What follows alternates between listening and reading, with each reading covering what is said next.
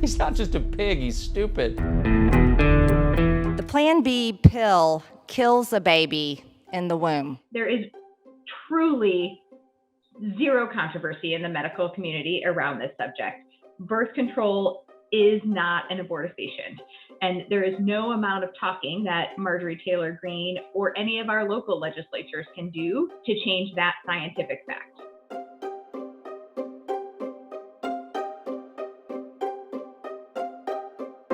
In the instance of emergency contraception or Plan B, the way that that medication works is to hopefully push back a person's ovulation. The medication can only be successful if it delays or prevents an ovulation. Now, look, I know in the United States, sex ed is not where it needs to be. So perhaps some people don't know that ovulation comes before fertilization. If there is a sperm but no egg, then you don't have a pregnancy.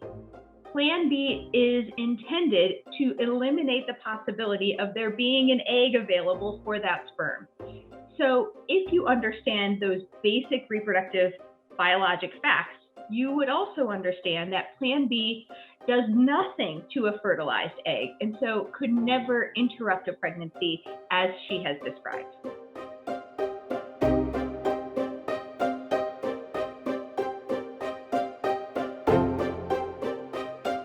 The Plan B pill kills a baby in the womb once a woman is already pregnant. Let me be clear. Drugs like Plan B and Ella are not contraception. They are abortifacients. Equal access to contraception for Veterans Act is not contraception. It's providing, with taxpayer dollars, the ability for women to have an abortion. What is happening here is an intentional conflation of abortion and birth control.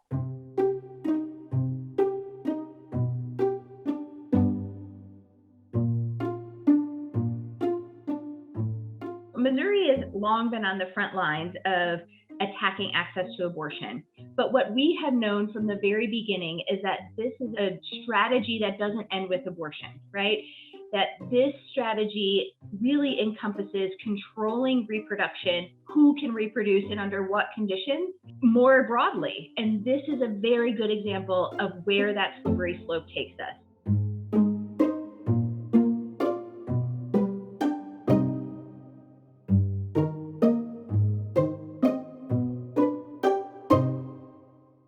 And they put that language in there with specific, inaccurate, unscientific definitions of abortifacient. As we talked about earlier, contraception, be it traditional use or emergency contraception, is not an abortion. However, in the state of Missouri this year, we are seeing direct attacks on people's access, particularly people of low income, people who are beneficiaries of the Medicaid system. We all need to be incredibly steadfast and bold in our response to these things, right? We haven't gotten to this place in this country overnight. This has been the strategy from the beginning, and we have got to start fighting back against some of these really extreme attacks on sexual and reproductive health.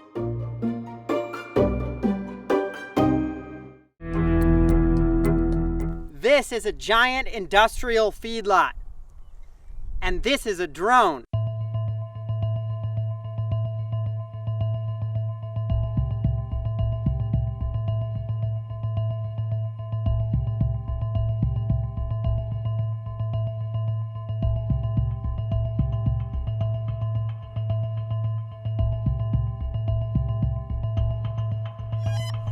This might fly like anywhere, so you might want to back up, like a lot. Take a look at this.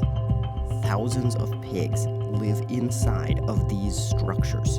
They never see the sky or feel the warmth of the sun until they walk this ramp onto the truck that will take them to the slaughterhouse.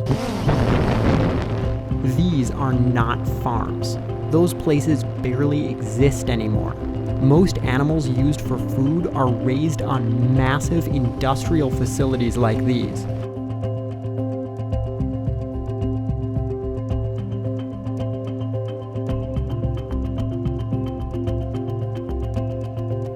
This is what a California dairy really looks like. Great cheese comes from happy cows. Happy cows come from California. And this is the lie they've been feeding us for years. Most cows used for milk in California are crowded by the hundreds or thousands in dirt lots. To obtain the cow's milk for human consumption, their newborn babies are taken away. And those babies are put into boxes, which are so small that they can barely move. Sometimes they're right next to the cesspools of their own waste.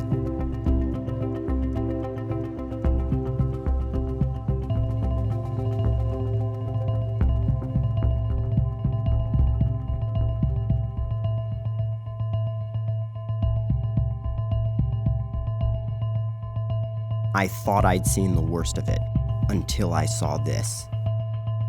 Dozens of bodies of dead pigs dumped into an open pit. As I went to more pig facilities, I saw these again and again and again. They even have a name: dead piles.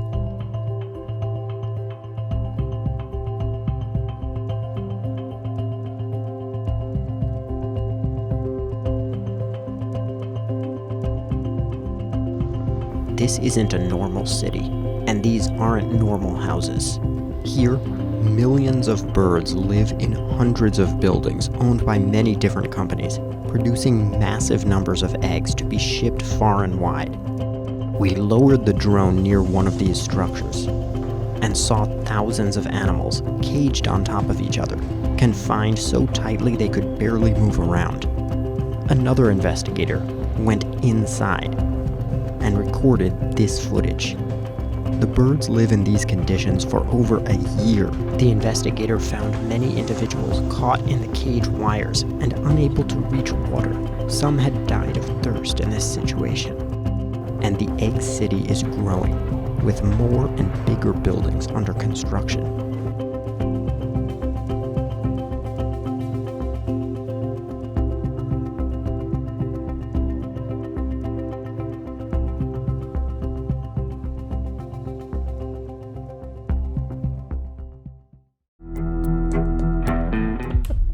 He's not just a pig, he's stupid.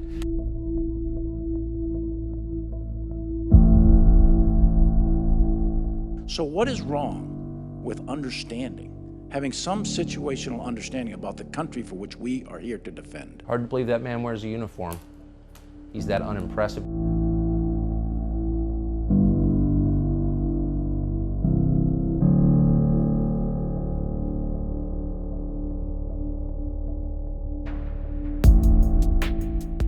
The race hate, and that's what it is, has oozed from the universities, and it has infected the entire country, including at the very highest levels. Mark Milley is the chairman of the Joint Chiefs of Staff. He didn't get that job because he's brilliant, or because he's brave, or because the people who know him respect him. He is not, and they definitely don't.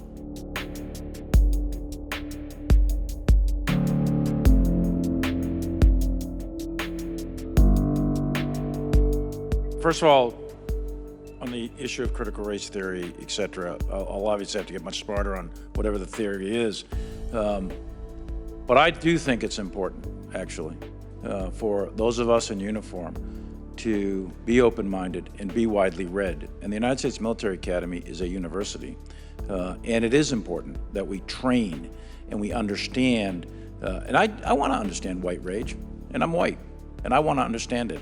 So what is it that caused thousands of people to assault this building and try to overturn the Constitution of the United States of America? What caused that? I want to find that out. I want to maintain an open mind here, and I do want to analyze it. It's important that we understand that, because our soldiers, sailors, airmen, Marines, and Guardians, they come from the American people. So it is important that the leaders, now and in the future, do understand it. I've read Mao Zedong. I've read Karl Marx. I've read Lenin. That doesn't make me a communist. So what is wrong with understanding, having some situational understanding about the country for which we are here to defend? And I personally find it offensive that we are accusing the the United States military, our general officers, our commissioned, non-commissioned officers, of being, quote, woke or something else, because we're studying some theories that are out there. That was started at Harvard Law School years ago, and it proposed that there were laws in the United States, antebellum laws prior to the Civil War, that led to a power differential with African Americans that were 3/4 of a human being when this country was formed. And then we had a Civil War and Emancipation Proclamation to change it. And we brought it up to the Civil Rights Act in 1964. It took another 100 years to change that. So look it, I do want to know. And I respect your service, and you and I are both Green Berets, but I want to know. And it matters to our military and the discipline and cohesion of this military.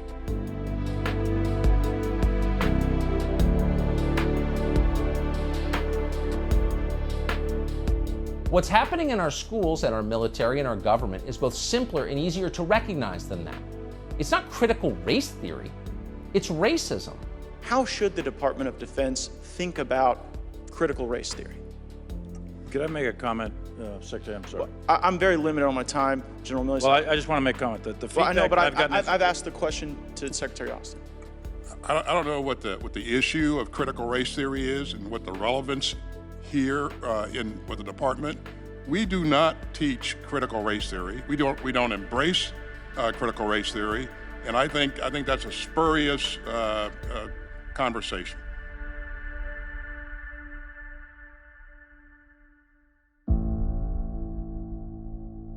Thanks, Mark Milley. We appreciate your contribution to our generation's scientific racism.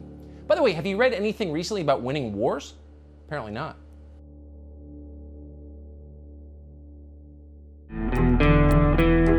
And it means respecting the right of people granted to them in the Constitution to peacefully protest. This weekend, Gwen Berry, who hopes to represent the United States as an Olympian on the hammer throwing events, won a bronze medal at the trials, and then she turned her back on the flag while the anthem played. Does President Biden think that is appropriate behavior for someone who hopes to represent Team USA? Well, Peter, I haven't spoken to the president specifically about this, but I know he's incredibly proud to be an American and has great respect for the anthem and all that it represents, especially for our men and women serving in uniform all around the world. He would also say, of course, that part of that pride in our country means recognizing there are moments where we are, as a country, haven't lived up to our highest ideals. And it means respecting the right of people granted to them in the Constitution to peacefully protest.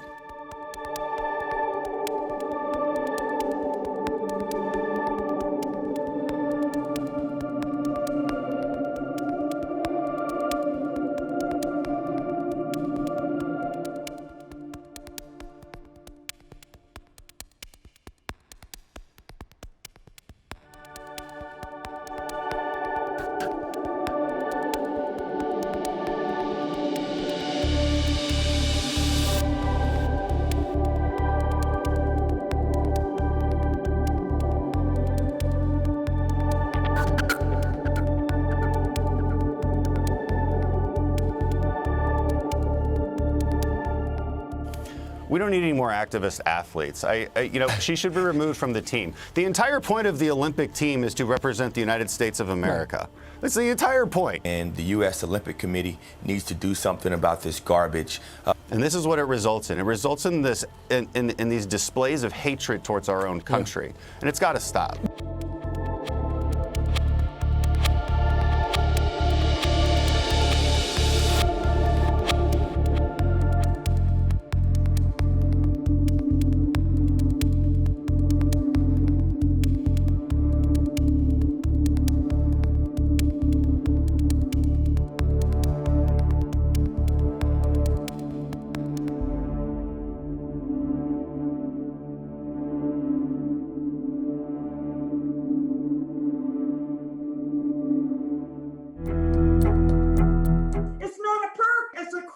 In most families. Today's hearing to consider expanded paid leave even further for federal workers shows Democrats' priorities are incredibly distorted.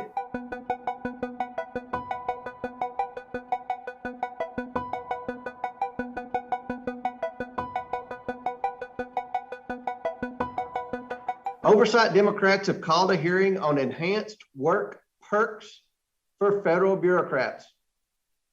That's right. more benefits for federal employees who already enjoy job security and lavish set of benefits. This is not a perk we're talking about. When I had my first child and went to personnel to talk about leave, they said, leave, we just want you to leave. I said, I don't want to leave.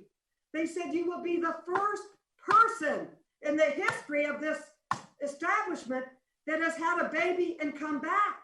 I said, I am coming back. They said, well, you can apply for disability.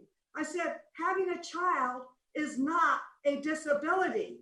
It is a joy. It is a family value. It is something we should celebrate, not punish women for. We should celebrate them, give them the support that they so justly deserve in our society. We talk about family values.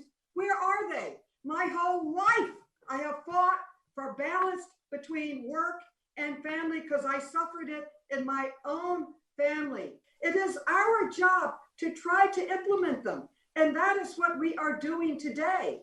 And if you do a study comparing the private sector to the public sector, the private sector is doing a much better job in adjusting and really doing work-family balance within their companies. Most of them have paid leave. Most of them have on-campus daycare.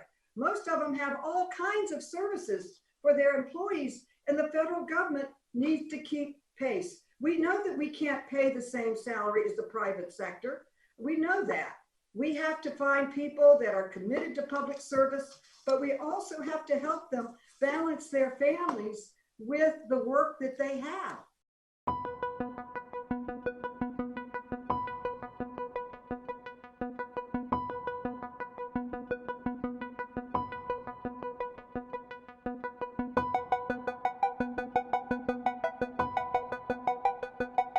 This is not a perk we're talking about. My brother was in Vietnam. When he was deployed, it was traumatic to his family. They would have liked to have been with him. They would have liked the time to adjust with 3 small children, but he was sent into the war zone. So, I mean, deployment of our military is serious business. It's not a perk. It's a crisis in most families. And what we're talking about is balanced policies that I will say that most countries in the world already have, even third world countries. We're the greatest country in the world. Can't we respect our workers?